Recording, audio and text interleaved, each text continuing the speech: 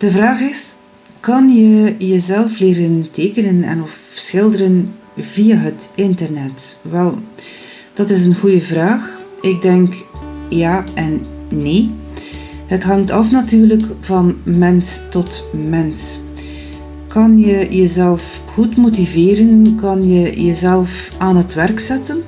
Dan zou ik zeggen, ja, inderdaad, je kan zeer goed leren tekenen en schilderen via het internet, want er is enorm veel informatie op het internet te vinden. Ikzelf heb ook heel wat geleerd door mensen te volgen, mensen die mij lagen qua techniek. Dus ik denk, ja, inderdaad, het kan, maar ben je iemand die zichzelf niet goed kan motiveren, die zichzelf niet goed aan het werk kan zetten, dan zou ik wel opteren om ergens fysiek les te gaan volgen. Een bijkomende moeilijkheid bij het leren via internet, dat is dat er zo heel veel informatie te vinden is, dat je uiteindelijk de weg bijna verliest. Wat ik aanraad is, zeker als je beginnend schildertekenaar bent, dat is dat je bij één iemand blijft. Tot wanneer je denkt van oké, wat die persoon zegt, ik begrijp het. En ik kan via die persoon niets meer leren. En dan kan je eventueel gaan zoeken naar iemand anders die met andere technieken bezig is. Wel ben ik nog altijd voorstander van fysieke les, als het kan.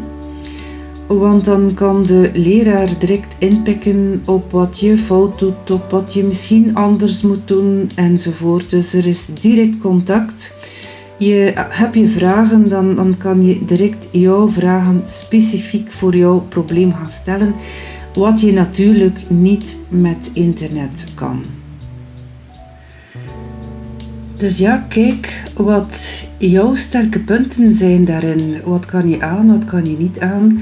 Het is altijd zeer goed om jezelf te kennen. En uiteindelijk leren tekenen en schilderen, het stopt nooit.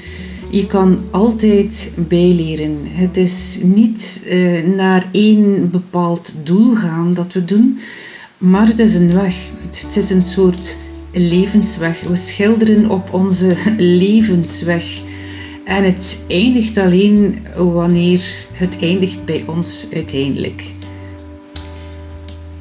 Dus de conclusie is, beste mensen, dat je moet bepalen voor jezelf: kan ik leren tekenen via internet? Kan ik het niet? Heb ik hulp nodig of niet? Wel is het soms goed, als je leert tekenen via internet, dat je iemand kent in de omgeving die eens naar je werk kan kijken. Let dan wel op dat die mensen een goed oordeel hebben. Dat ze je niet afbreken voor niks, maar dat ze wel zeggen waar het op staat, waar je fouten maakt en zo.